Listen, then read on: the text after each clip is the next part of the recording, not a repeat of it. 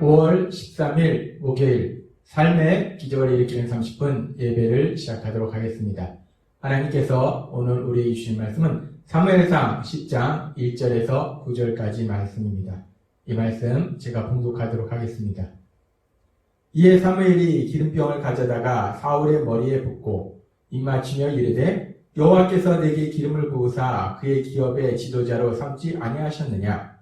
내가 오늘 나를 떠나가다가 베냐민 경계 셀사에 있는 라헬의 묘실 곁에서 두 사람을 만나리니 그들이 내게 이르기를 내가 찾으러 갔던 암나기들을 찾으니라. 내 아버지가 암나기들의 영년은 놓았으나 너희로 말미암아 걱정하여 이르되 내 아들을 위하여 어찌하리요 하더라 할 것이요.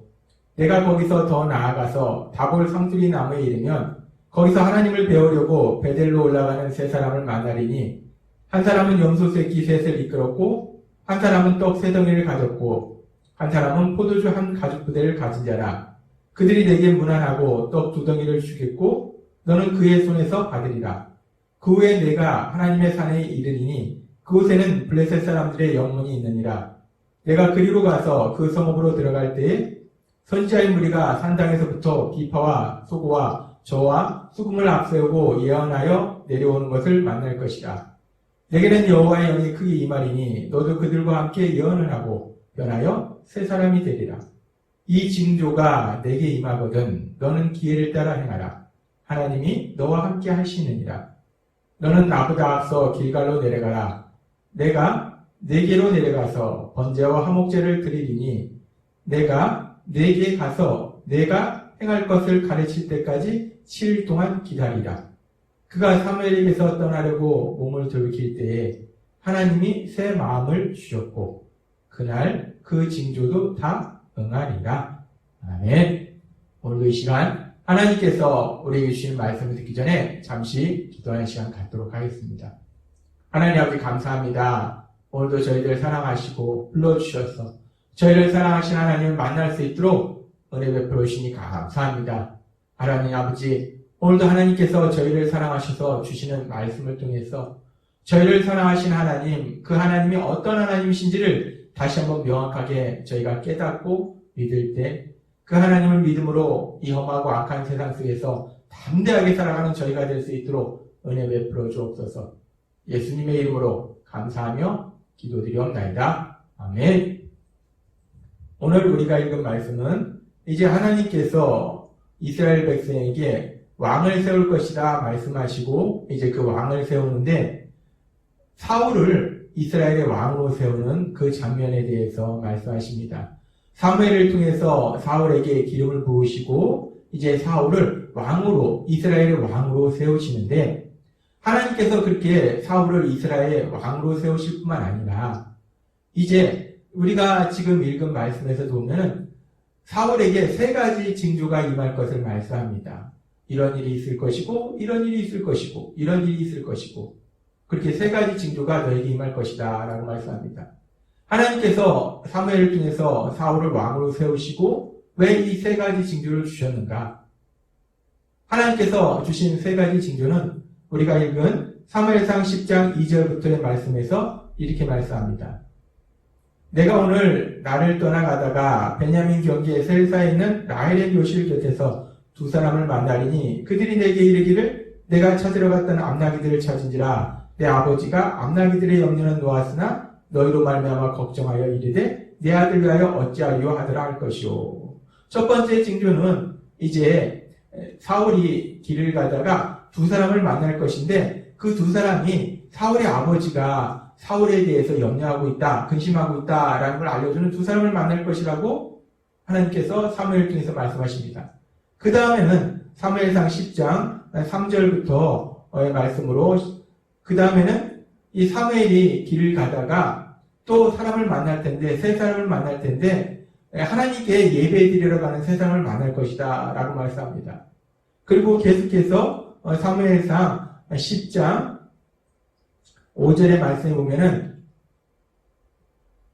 그 후에 내가 하나님의 산에 이르리니 그곳에는 블레셋 사람들의 영문이 있느니라 하면서 10장 5절부터 6절 말씀에는 사무엘이 또 길을 가다가 선지자의 무리를 만날 것인데 그 선지자의 무리를 만난 이후에 사울에게도 하나님의 영이 임하셔서 사울이 이제 그 선지자 무리와 함께 예언할 것이다 라고 말씀합니다. 그리고 성경은 말씀할 때 이 세 가지 징조가 다 응하였다 라고 말씀합니다. 하나님께서 사무엘을 통해서 사울을 이스라엘의 왕으로 세우시고, 그리고 왜 이 세 가지 징조를 말씀하시고 이 세 가지 징조가 다 이루어지는 것을 사울이 볼 수 있도록 하나님께서 만들으셨는가? 우리가 이 부분을 생각할 때 하나님께서는 인간의 연약함을 아신다는 거예요.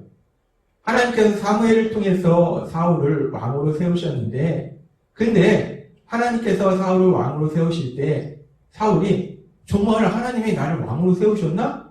그 마음에 의심이 들 수도 있다는 거예요. 물론 사무엘은 이스라엘이 존경하는 선지자지만 진짜 나 같은 사람을 정말 하나님이 그때까지는 이스라엘의 왕이 없었습니다. 사울은 이스라엘의 초대 왕이에요. 정말 나를 이스라엘의 초대 왕으로, 처음 왕으로 하나님이 나를 세우셨나? 라고 사울이 의심할 수 있다는 거예요. 그렇기 때문에 하나님께서는 사무엘을 통해서 사울을 왕으로 세우시고, 사울이 정말 하나님이 나를 왕으로 세우신 것이 맞구나 라는 확신을 가질 수 있도록, 하나님이 자신을 왕으로 세우셨다는 것을 믿을 수 있도록 세 가지 징조를 말씀하시고, 그 세 가지 징조가 이루어지도록 하셔서 그것을 사울이 보게 하셔서 사울이 하나님이 사울을 왕으로 세웠다는 그 사실을 믿을 수 있도록 도와주셨다는 것입니다. 우리는 이 장면을 묵상하면서 하나님의 그 세심하신 사랑을 다시 한번 확인할 수 있습니다. 그냥 왕으로 세우시면 되는데, 왕으로 세우시면 하나님이 왕으로 세우셨으니까 이제 사울이 왕으로서, 이스라엘 왕으로서 그 역할을 감당하면 되는데, 문제는 인간이 연약하다는 거예요. 인간이 연약해서 끊임없이 의심한다는 겁니다. 그 연약함을 아시기 때문에 사울에게 하나님이 사울을 왕으로 세운 것이 너무나 분명하다고 한 가지도 아니라 세 가지 징조를 말씀해 주시고 그것이 이루어지는 것을 통해서 분명하게 사울이 믿을 수 있도록 도와주신다는 겁니다. 끊임없이 의심하는 인간의 연약함, 그 인간의 연약함은 오늘 성경의 말씀을 통해서 수없이 볼 수 있는데, 그런 인간의 연약함을 볼 수 있는 아주 좋은 성경의 말씀이 어디냐? 하나님이 수없이 많은 기적을 행하셨던 그 기적이 집중적으로 나오는 출애굽기의 말씀입니다. 출애굽기의 말씀에 보면은 하나님께서 이스라엘 백성을 애굽 땅에서 구해 주실 때 그 애굽에 10가지 재앙을 내리십니다. 도저히 일어날 수 없는 그 10가지 재앙이 내리는 것을 이스라엘 백성은 그 두 눈으로 분명히 봅니다. 그리고 그렇게 10가지 재앙을 통해서 이스라엘이 애굽에서 나올 때 앞에는 홍해가 있고 뒤에는 애굽 병사가 쫓아올 때 그 홍해 바다가 갈라지는 놀라운 기적을 그들은 체험하고, 그 바다를 맨땅으로 건너는 그 기적도 체험합니다. 그 뒤에도 하나님께서 행하신 수없은 역사를 체험하는데, 그럼에도 불구하고 우리가 출애굽기의 말씀에 보면 이스라엘 백성이 끊임없이 그 하나님을 의심합니다. 하나님의 전능하심을 의심하고, 하나님이 자신들을 사랑하셔서 보호하고 계심을 의심하고, 끊임없이 하나님을 의심하는 것이 이스라엘 백성의 모습이라는 겁니다. 그 이스라엘 백성의 그런 모습이 결국 인간의 연약함이라는 거예요. 하나님은 인간의 연약함을 누구보다도 잘 알고 계신다는 거예요. 우리를 만드셨기 때문에 우리에 대해서 너무나 잘 알고 계신 하나님은 우리가 연약해서 하나님이 말씀하시고 하나님이 역사하심에도 불구하고 끊임없이 의심하심을 아시기 때문에 그 하나님을 믿을 수 있도록, 하나님의 말씀을 믿을 수 있도록 도와주신다는 겁니다. 이렇게 하나님께서 인간의 연약함을 아시기에 하나님의 말씀을 믿을 수 있도록, 하나님을 믿을 수 있도록 도와주시는 그런 역사들은 성경의 많은 부분에 나타납니다. 이 사사기 6장에 보면은 하나님께서 그 당시 미디안의 지배를 받고 있던 이스라엘 백성들을 불쌍히 여기셔서 기드온을 사사로 세우셔서 그 이스라엘 백성을 미디안의 손에서 구해주시겠다라고 말씀합니다. 그렇게 하나님께서 여호와의 사자를 통해서 기드온을 사사로 세우실 때에 기드온의 반응이 어땠는가? 사사기 6장 15절은 이렇게 말씀합니다. 그러나 기드온이 그에게 대답하되, 오 주여, 내가 무엇으로 이스라엘을 구원하리까? 보소서, 나의 집은 므낫색 중에 극히 약하고 나는 내 아버지 집에서 가장 작은 자녀입니다. 아니, 제가 우리 집이 별 볼 일 없는 집안이고, 별 볼 일 없는 집안에 별 볼 일 없는 사람이 제가 어떻게 제가 이스라엘을 구원하겠습니까? 라고 이 기드온이 여호와의 사자를 통해서 말씀하시는 하나님의 말씀을 믿지 못합니다. 그러면서 기드온이 이렇게 말합니다. 사사기 6장 17절. 기드온이 그에게 대답하되 만일 내가 주께 은혜를 얻었사오면 나와 말씀하신 이가 주 되시는 표징을 내게 보이소서. 정말 하나님이 사자를 보내서 저에게 말씀하신 것을 기적을 통해서 표적을 통해서 보여주세요. 라고 기드온이 요구합니다. 하나님께서 기드온의 요구대로 기드온이 가져온 고기와 무교봉을 바위에 놓게 하시고 바위에서 불이 나와서 그 고기와 무교봉을 태우는 기적을 행하십니다.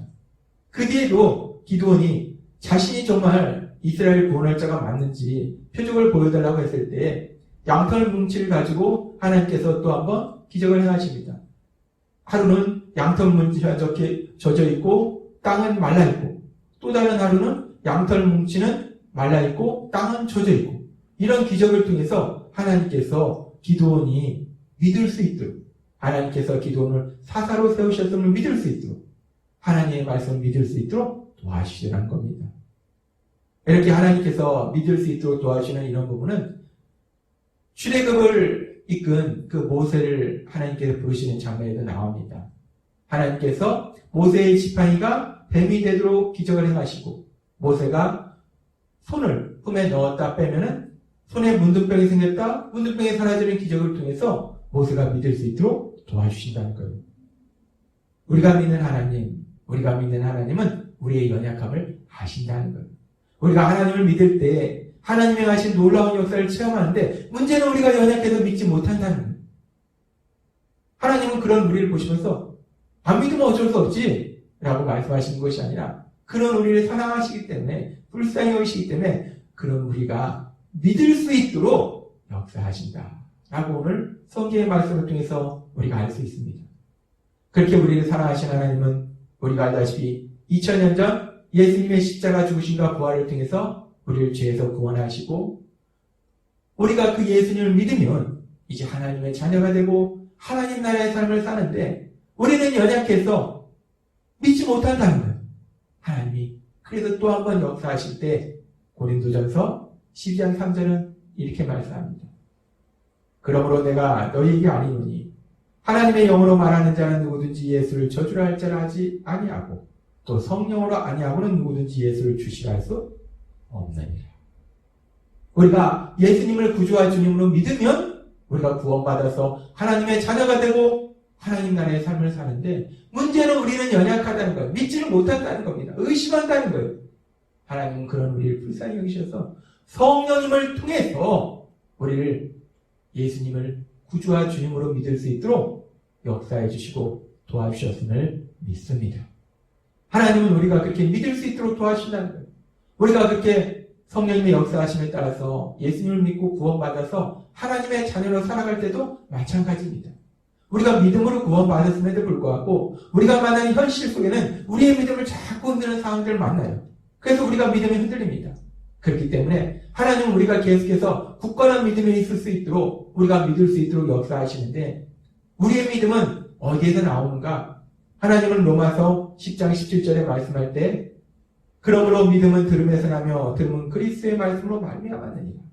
우리가 하나님의 말씀을 들을 때 우리의 믿음이 시작되고, 하나님의 말씀을 들을 때 우리의 믿음이 굳건해진다는 거예요. 우리가 믿을 수 있다는 거예요. 근데 우리는 연약하다는 겁니다. 자꾸 의심한다는 거예요. 그래서 하나님께서 우리에게 주신 성령님을 통해서 무엇을 하시는가? 월요일에도 우리에게 말씀해 주셨다시피 요한복음 16장 13절은 이렇게 말씀합니다. 그러나 진리의 성령이 오시면 그가 너희를 모든 진리 가운데로 인도하시리니. 예수님을 믿을 때 우리 안에 거하시는 성령 하나님께서 우리를 진리 가운데로 인도하신다. 하나님의 말씀으로 우리가 하나님의 말씀을 들을 수 있도록 계속 도와주신다는 거예요. 그렇습니다. 오늘 사무엘상 10장의 말씀을 통해서 하나님은 우리에게 말씀하셨습니다. 사울이 믿을 수 있도록 하나님이 역사하셨고, 기드온이 믿을 수 있도록 하나님이 역사하셨고, 모세가 믿을 수 있도록 하나님이 역사하셨고, 우리가 예수님을 믿고 구원받을 수 있도록 역사하신 그 하나님은 이제 예수님을 믿는 우리가 그 믿음 안에 굳건하게 거할 수 있도록 계속 예수님을 믿을 수 있도록 그 믿음이 더욱더 강해질 수 있도록 우리 안에 계신 성령님을 통해서 계속해서 하나님의 말씀을 들을 수 있도록 도와주신다는 겁니다. 하나님이 오늘 우리에게 말씀하십니다.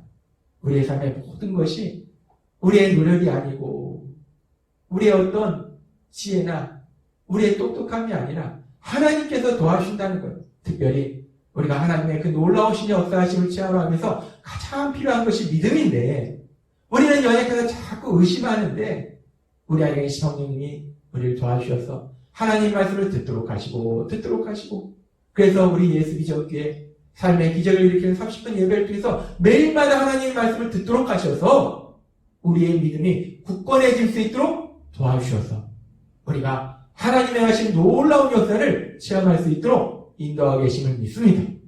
날마다의 삶 속에 성령님의 도우심으로 하나님의 말씀을 날마다 들음으로 인해서 우리가 더욱더 믿음이 굳건해져서 하나님의 하신 놀라운 역사들을 체험하고 그런 우리 모두의 삶을 통해서 하나님의 영광을 나타내시는 여러분이 되시길 주님의 이름으로 축원합니다. 기도하겠습니다. 하나님 아버지 감사합니다. 오늘도 주신 말씀을 통해서 우리는 연약해서 자꾸 의심하고 의심하는데 하나님께서는 그런 저희의 연약함을 아시기에 저희가 하나님을 믿을 수 있도록 하나님의 말씀을 믿을 수 있도록 도와주시니 감사합니다. 성령님의 인도하심과 도우심으로 그렇게 하나님 말씀 곁으로 더 가까이 나가서 하나님의 말씀을 들음으로 우리의 믿음이 굳건해져서 하나님의 하신 놀라운 역사들을 체험하는 저희 모두가 될 수 있도록 은혜 베풀어 주옵소서. 예수님의 이름으로 감사하며 기도드리옵나이다. 아멘. 오늘도 하나님께서 우리에게 주신 말씀을 묵상하면서 조용히 기도하는 시간 갖도록 하겠습니다.